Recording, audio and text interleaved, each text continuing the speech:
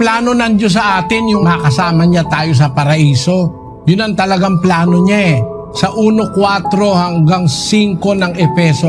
Ayon sa pagkapili niya sa atin sa Kanya bago itinatag ang sanlibutan, upang tayo'y maging mga banal at mga walang dungi sa harapan niya sa pag-ibig, na tayo'y itinalaga niya ng una pa sa pagkukupkop, na tulad sa mga anak sa pamamagitan ni Hesukristo sa ganang Kanya, ayon sa minagaling ng Kanyang kalooban. Yun ang Kanyang kalooban, yun ang Kanyang gusto, yun ang Kanyang plano na italaga tayo na kupkupin.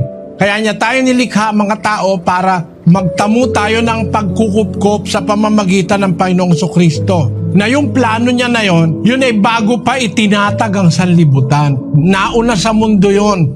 Nalilikha siya ng tao, gagawin niyang tagapagmana ng buhay na walang hanggan to enjoy life eternal with Him in eternity in paradise.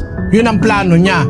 Kaya lang, gumawa siya muna ng mundo, ginawa niya lahat ng kailangan ng tao, tapos binigyan niya ang tao ng free will, ng kapangyarihan para sumunod, para kung makakasunod ang tao sa pamagitan ng free will, sa kautusan at kalooban ng Diyos, maging worthy tayo o maging karapat-dapat tayo, makamit yung plano ng Diyos para sa atin.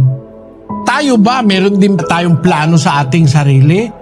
Kung ikaw ay taong sa Diyos, nagpapailalim ka sa Kanya, kahit ano yung gusto mo, gaguide ka niya.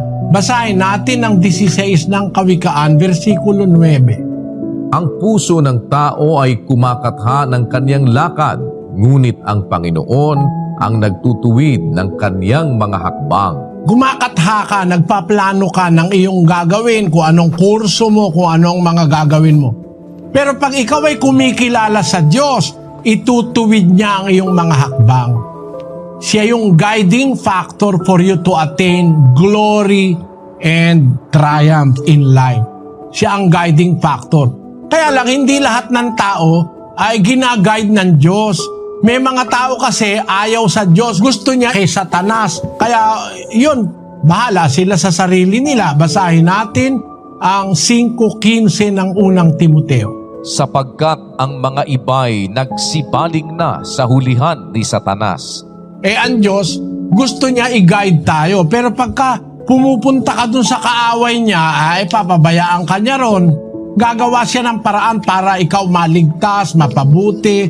Pero pagka talagang willfully ayaw mo siyang kilalanin, ay hahatulan ka ng Diyos.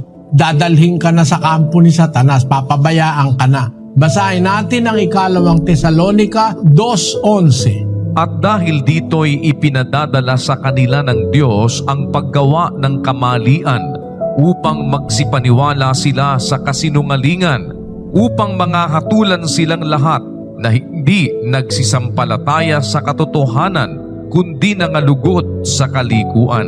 Pag ayaw mo na ng katotohanan, papabayaan ka niya na. Sabi nga sa English, for this cause God shall send them strong delusion that they should believe a lie.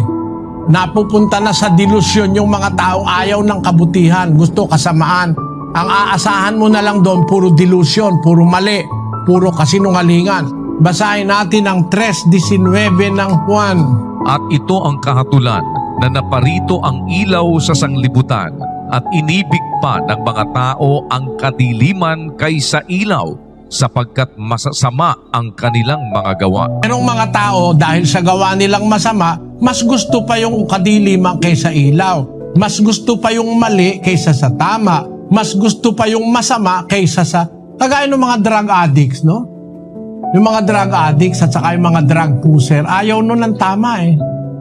Kasi kung drug pusher ka, alam mo yung tama, hindi ka magpupus eh. Alam mong masisira yung buhay ng tao eh. Pag wala nang pambili ng drug yan, magnanakaw na yan, papatay na yan, masisira na ang pamilya. Ba't merong ganon?